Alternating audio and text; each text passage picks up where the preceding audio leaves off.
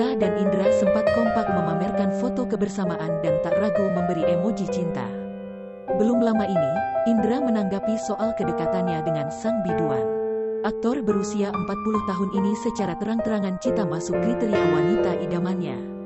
Hal itu dibeberkan Indra Bruggman dalam kanal YouTube Intens Investigasi, yang tayang pada Minggu, tanggal 23 Mei tahun 2021.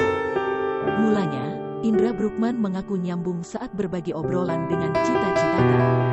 Hal itu lantaran sama-sama berasal dari Sunda. Mungkin karena di Sunda ya sama Sunda. Jadi ya saya ngobrolnya lebih nyambung, sesuai gaya daerah masing-masing, terang Indra Bruggman. Ia juga mengaku jika pedangdut asal Bandung ini masuk dalam kriteria wanita idamannya.